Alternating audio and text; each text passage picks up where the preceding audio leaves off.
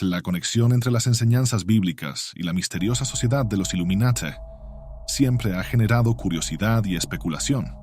La historia registra numerosas figuras y movimientos que, reivindicando inspiración en las Sagradas Escrituras, terminaron por desafiar las normas establecidas y moldear el curso de los acontecimientos de maneras inesperadas.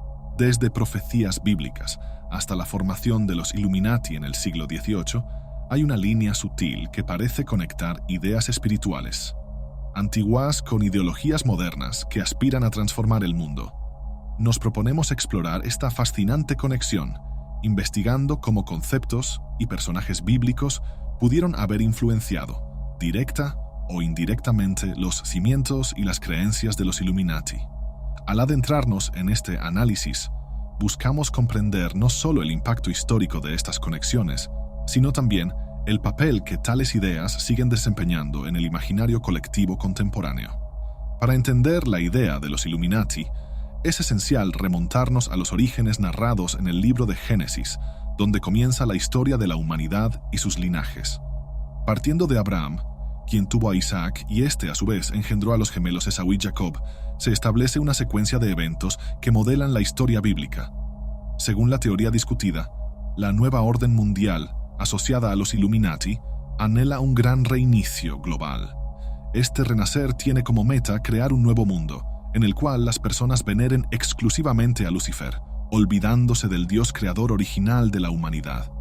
Este ambicioso proyecto implica la necesidad de una preparación de largo alcance, posiblemente extendiéndose mucho más allá de lo imaginado, remontándose hasta los tiempos bíblicos de Isaac y Rebeca y sus gemelos. Esta narrativa se refuerza con una cita de Romanos capítulo 9, versículo 13, que destaca cómo los destinos de los gemelos fueron determinados antes incluso de su nacimiento, sin haber hecho ningún bien o mal, ilustrando la idea de predestinación e intervención divina, que impregna la discusión sobre los Illuminati y sus supuestos planes para la humanidad. Porque así fue hecha la promesa: volveré a su debido tiempo y Sara tendrá un hijo. Y no solo este fue el caso, los hijos de Rebeca tuvieron un mismo padre, nuestro padre Isaac. Sin embargo, antes de que los gemelos nacieran o hicieran algo bueno o malo, para que el propósito de Dios de acuerdo con la elección permaneciera, no por obras sino por aquel que llama, le fue dicho a ella: el mayor servirá al menor. Como está escrito: amé a Jacob, pero rechacé a Esaú. Pablo, al dirigirse a los romanos, menciona la historia de los gemelos Esaú y Jacob, que incluso antes de nacer y realizar cualquier acción, buena o mala, ya tenían sus destinos profetizados. Se dijo que el mayor, Esaú, serviría al menor, Jacob, como se expresa en la declaración: amé a Jacob, pero me disgusté de Esaú. Este concepto, que surge de la predestinación divina, plantea interrogantes sobre la justicia de tales decisiones, ya que ninguno de los hermanos había hecho algo para merecer amor o desdén en esta etapa inicial de sus vidas. La palabra disgusté, usada para describir la actitud de Dios hacia Esaú, proviene del término griego miso, que lleva una fuerte connotación de odio o aversión. Este uso lingüístico intensifica la perplejidad sobre por qué un Dios amoroso y misericordioso mostraría tal rechazo hacia Esaú, sin acciones previas que justifiquen tal sentimiento. Pablo se refiere al texto del profeta Malaquías para aclarar esta dicotomía, donde Malaquías habla sobre Dios amando a Jacob y disgustándose de Esaú, lo que llevó a graves consecuencias para Esaú y sus descendientes, incluyendo la devastación de sus tierras y la entrega de su herencia a los chacales del desierto. Este aspecto de la narrativa bíblica resalta el tema de la soberanía divina y la complejidad de los planes de Dios, que a menudo trascienden la comprensión humana, especialmente en lo que respecta a la noción de justicia y misericordia. En Génesis 36 se narra la genealogía de Esaú, quien es identificado 3 veces como Edom, indicando que los descendientes de Esaú son conocidos como edomitas. Esaú, por lo tanto, es el progenitor de los edomitas, estableciendo una conexión directa entre su linaje y el pueblo de Edom. Esta parte de la Biblia detalla las generaciones descendientes de Esaú, mencionando a sus hijos y príncipes, reforzando su identidad como Edom, en pasajes específicos como Génesis 36, 1, Génesis 36, 19 y Génesis 36, 43. La narrativa bíblica sobre Esaú y Jacob, hermanos gemelos, es ampliamente conocida y está cargada de simbolismo. Desde el nacimiento, cuando Jacob sujetó el talón de Esaú, indicando una vida de disputas y competencia entre ellos, la historia se desarrolla en torno a temas como la primogenitura y las bendiciones patriarcales. La primogenitura, un derecho del hijo mayor, no solo garantizaba una porción mayor de la herencia, sino que también aseguraba una bendición especial para la prosperidad y el liderazgo. Jacob, valorando enormemente esta bendición, la ambicionaba, mientras que Esaú, de manera notoria, no le daba la importancia debida, desencadenando eventos que moldearían el destino de ambos y de sus descendientes. Esaú, conocido como cazador, y Jacob, más dedicado a la agricultura, son los protagonistas de un episodio crucial que define el rumbo de sus vidas y legados. Un día, Esaú regresa del campo exhausto y hambriento, encontrando a Jacob preparando un guiso de lentejas. Menospreciando su derecho de primogenitura, Esaú lo intercambia por el guiso de Jacob, subestimando las implicaciones de este intercambio. Jacob, viendo la oportunidad, se aprovecha de la situación para asegurarse el derecho de primogenitura. La trama se intensifica cuando Isaac, ya anciano y con la visión deteriorada, es engañado por Jacob, quien se disfraza de Esaú para recibir la bendición destinada al primogénito. Esta bendición, profundamente espiritual y simbólica, otorga a Jacob prosperidad y preeminencia, dejando a Esaú sin una herencia significativa y desesperado por la pérdida de su bendición. Jacob, temiendo la ira de Esaú, huye a la casa de su tío Labán, donde termina trabajando 14 años para casarse con Raquel, la mujer que ama, después de ser engañado en la noche de bodas al descubrir que se casó con Lea, la hermana mayor de Raquel.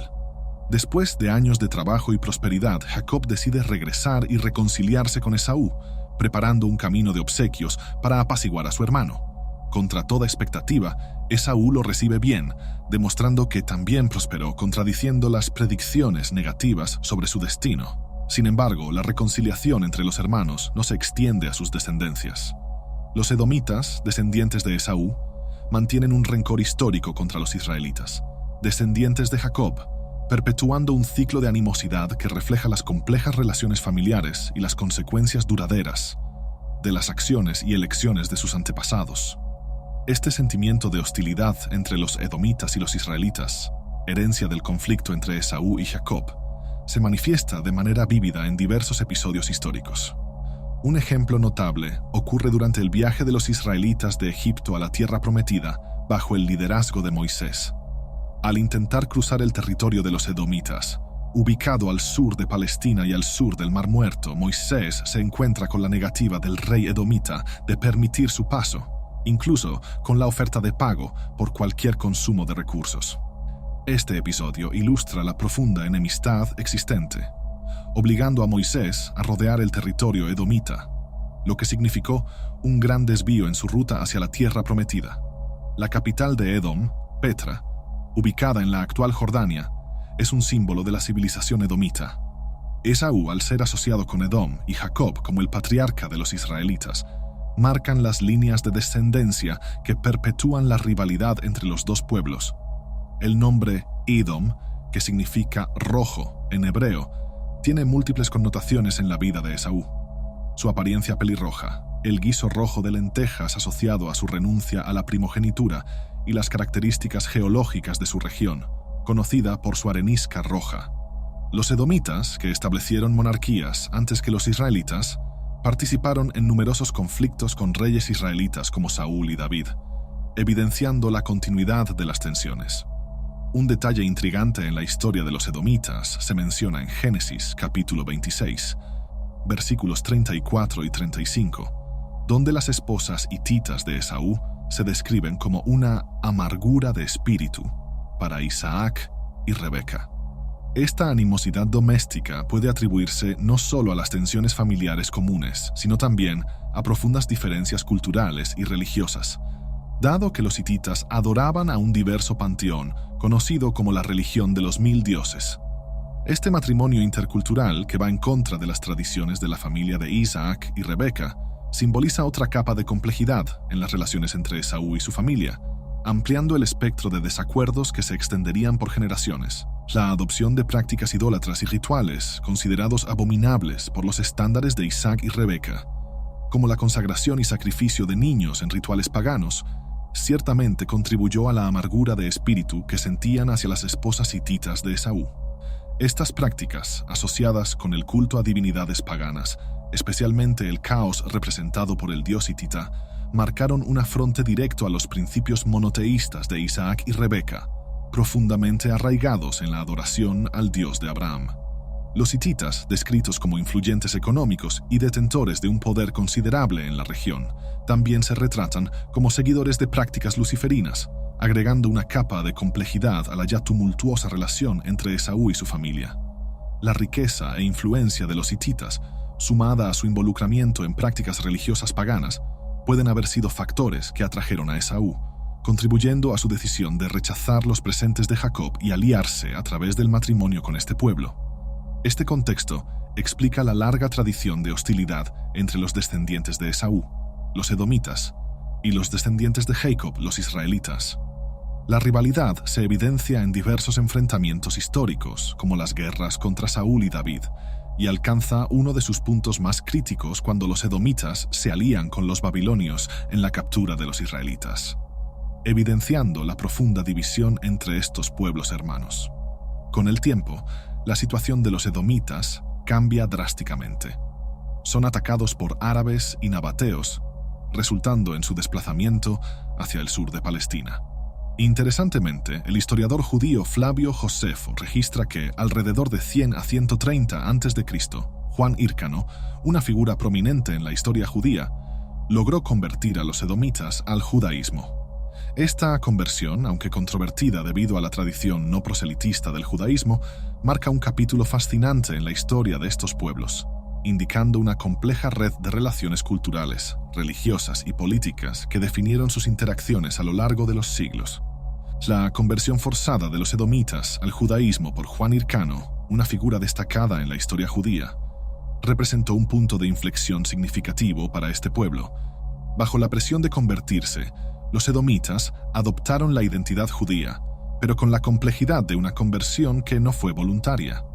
Con la helenización y la adopción del griego como lengua franca, los edomitas pasaron a ser conocidos como idumeos durante el período del Imperio Romano. Esta transformación histórica y cultural tuvo implicaciones profundas, especialmente con el ascenso de figuras idumeas a posiciones de poder dentro del contexto judío, como es el caso de Herodes el Grande. Herodes, conocido por su gobierno durante el nacimiento de Jesús y por ordenar la masacre de los inocentes, era descendiente de idumeos convertidos al judaísmo. Su linaje y conexión con los idumeos ilustran la complejidad de las identidades y lealtades en aquella época, reflejando cómo los antiguos conflictos entre edomitas e israelitas seguían resonando, incluso bajo nuevas formas. La influencia de los idumeos convertidos se extendía más allá del poder político, alcanzando esferas religiosas y sociales. La suposición de que los fariseos que se opusieron a Jesús podrían ser descendientes de idumeos convertidos, como sugieren algunas interpretaciones de Flavio Josefo, destaca aún más la complicada red de relaciones y tensiones que permeaba la sociedad judía bajo el dominio romano. Esta noción resalta la complejidad de las dinámicas de poder e identidad en Israel en aquella época, donde antiguas enemistades y rivalidades se entrelazaban con la estructura social y religiosa contemporánea, influenciando eventos significativos y relaciones interpersonales dentro de la comunidad. Esta teoría aborda la presencia y el impacto de los edomitas, o idumeos, tras la conversión forzada al judaísmo a través de una lente profética, destacando profecías bíblicas específicas que hablan en contra de los en libros como Abdís, Ezequiel e Isaías. Estas profecías a menudo describen la destrucción o el juicio de los edomitas debido a su orgullo y traición, simbolizando no solo el destino de un pueblo específico, sino también sirviendo como metáforas para el juicio divino contra la arrogancia y la infidelidad. La conversión forzada de los edomitas al judaísmo por Juan Hyrcano, una figura destacada en la historia judía, representó un punto de inflexión significativo para este pueblo. Bajo la presión de convertirse, los edomitas adoptaron la identidad judía, pero con la complejidad de una conversión que no fue voluntaria. Con la helenización y la adopción del griego como lengua franca, los edomitas pasaron a ser conocidos como idumeos durante el periodo del Imperio Romano. Esta transformación histórica y cultural tuvo implicaciones profundas, especialmente con el ascenso de figuras idumeas a posiciones de poder dentro del contexto judío, como es el caso de Herodes el Grande. Herodes, conocido por su gobierno durante el nacimiento de Jesús y por ordenar la masacre de los inocentes, era descendiente de idumeos convertidos al judaísmo. Su linaje y conexión con los idumeos ilustran la complejidad de las identidades y lealtades en aquella época, reflejando cómo los antiguos conflictos entre edomitas e israelitas seguían resonando, incluso bajo nuevas formas. La influencia de los idumeos convertidos se extendía más allá del poder político, alcanzando esferas religiosas y sociales. La suposición de que los fariseos que se opusieron a Jesús podrían ser descendientes de idumeos convertidos, como sugieren algunas interpretaciones de Flavio Jósefo, destaca aún más la complicada red de relaciones y tensiones que permeaba la sociedad judía bajo el dominio romano. Esta noción resalta la complejidad de las dinámicas de poder e identidad en Israel en aquella época, donde antiguas enemistades y rivalidades se entrelazaban con la estructura social y religiosa contemporánea, influenciando eventos significativos y relaciones interpersonales dentro de la comunidad. Esta teoría aborda la presencia y el impacto de los edomitas, o idumeos, tras la conversión forzada al judaísmo a través de una lente profética, destacando profecías bíblicas específicas que hablan en contra de los en libros como Abdís, Ezequiel e Isaías. Estas profecías a menudo describen la destrucción o el juicio de los edomitas debido a su orgullo y traición, simbolizando no solo el destino de un pueblo específico, sino también sirviendo como metáforas para el juicio divino contra la arrogancia y la infidelidad. Un ejemplo es la profecía en Abdías, que habla sobre el orgullo de los edomitas, que habitan en las hendiduras de las rocas y se elevan en las alturas, pero que serían derribados por Dios. Esta y otras profecías similares ilustran la creencia de que, independientemente de la altura del poder o la seguridad percibida, ninguna nación o pueblo está más allá del alcance de la justicia divina. Faisión de Abdís, así dice el Señor Dios acerca de Edom. Ya hemos oído un mensaje del Señor, y un mensajero ha sido enviado entre las naciones, diciendo: Levantaos y levantémonos contra ella para la batalla. He aquí, te haré pequeño entre las naciones, serás sumamente despreciado. El orgullo de tu corazón te ha engañado, oh tú que habitas en las hendiduras de las rocas, en tu alta morada, que dices en tu corazón: ¿quién me derribará a tierra? Aunque te eleves como el águila, y aunque entre las estrellas pongas tu nido, de allí te derribaré, dice el Señor. Abdías, capítulo 1, versículos 1-4. La teoría sugiere que, aunque los edomitas como una nación identificable pueden ya no existir, sus características e influencias podrían haberse infiltrado y camuflado dentro de otras culturas o grupos, especialmente dentro de la propia comunidad judía, debido a la conversión forzada que ocurrió bajo Juan Hircano. Esto plantea preguntas sobre la identidad y la ascendencia, sugiriendo que, al igual que Esaú, era conocido por su habilidad como cazador y por su capacidad de disfrazarse, los descendientes de los edomitas podrían haber adoptado una forma de disfraz cultural, integrándose tan profundamente en otras sociedades que se volvieron indetectables. El pasaje citado en Apocalipsis capítulo 2, versículo 9, habla sobre personas que afirman ser judías, pero que son descritas como pertenecientes a la sinagoga de Satanás. Esta expresión es interpretada por algunos como una crítica a individuos o grupos que, aunque se identifican externamente con el judaísmo o se asocian a él, sus acciones o creencias están en profundo desacuerdo con las enseñanzas y valores auténticos de esta fe. Esto puede ser entendido como una condena a la hipocresía, donde la identidad religiosa es reclamada pero no se acompaña de la sinceridad o la práctica fiel de los principios de la religión. Conozco tus obras, tribulación y pobreza, pero tú eres rico, y la blasfemia de los que se dicen ser judíos y no lo son, sino que son la sinagoga de Satanás. Apocalipsis 2:9. En el contexto de la discusión sobre los edomitas y su conversión forzada al judaísmo, este pasaje podría interpretarse como una referencia a estos conversos forzados o a sus descendientes, que, a pesar de técnicamente convertirse en parte del pueblo judío, pueden no haber abrazado los valores y creencias del judaísmo. Esta interpretación encaja en la teoría que asocia a los idumeos convertidos, descendientes de los edomitas, y su influencia potencialmente negativa dentro de la comunidad judía a lo largo de los siglos. La mención de Sabbatai Tzvi y el movimiento sabbatiano ofrecen otro ejemplo de cómo figuras y movimientos controvertidos surgieron dentro del judaísmo, desafiando o distorsionando sus creencias tradicionales. Sabbatai Tzvi fue un rabino cabalista del siglo XV que se proclamó a sí mismo como el Mesías, liderando un movimiento mesiánico que ganó muchos seguidores, pero que finalmente causó división y conflicto dentro de la comunidad judía. Tras ser forzado a convertirse al Islam por el Imperio Otomano, muchos de sus seguidores quedaron desilusionados, pero un núcleo de sabbatianos continuó practicando sus creencias en secreto, a menudo de maneras que divergían significativamente del judaísmo ortodoxo. Sabbatai Tzvi fue una figura polémica en la historia judía, conocido por su proclamación como el Mesías y por la subsiguiente creación del movimiento sabbatiano. Sus interpretaciones y enseñanzas distorsionadas, que incluían la inversión de valores tradicionales y el rechazo de mandamientos bíblicos, representaron una ruptura significativa dentro del judaísmo y tuvieron consecuencias de largo alcance para sus seguidores y para la comunidad judía en general.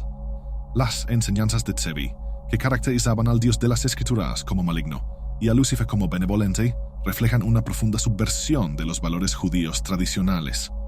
Su afirmación de que en la era mesiánica los mandamientos bíblicos ya no serían obligatorios y que Dios lo permite todo, resuena con nociones antinómicas que rechazan la ley moral como innecesaria o irrelevante para la salvación y la vida espiritual. Esta idea resuena de manera preocupante con el lema «haz lo que quieras», asociado a algunas corrientes del pensamiento ocultista y satanista moderno, que enfatizan la libertad individual extrema, a menudo a expensas del orden moral establecido. Al declarar que actos considerados pecaminosos por la Torá, incluyendo el incesto, el matrimonio entre hermanos y otras transgresiones morales, ahora eran permitidos, Tzvi no solo desafió los cimientos de la ética judía, sino que también alentó a sus seguidores a practicar actos considerados inmorales para acelerar la redención.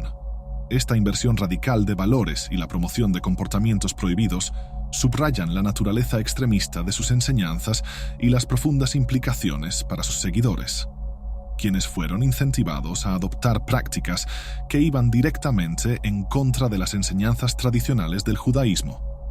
Jacob Frank, que surgió alrededor de un siglo después de Sabbatai Tzvi, es otra figura controvertida en la historia judía. Al igual que Tzvi, Frank se proclamó a sí mismo como el Mesías y fundó un movimiento que se alejaba radicalmente de las enseñanzas tradicionales del judaísmo. El franquismo, como se conoció, se caracterizó por un rechazo oculto, pero completo, a la ley y la moral judías, con sus seguidores involucrándose secretamente en prácticas consideradas prohibidas por el judaísmo, especialmente aquellas de naturaleza sexual. La conexión entre el sabbatianismo, el franquismo y la fundación de los Illuminati es un tema recurrente en algunas teorías de la conspiración. Según estas teorías, los Illuminati, una sociedad secreta fundada por Adam Weishaupt en 1776, tendrían raíces en los movimientos anteriores de Tzvi y Frank.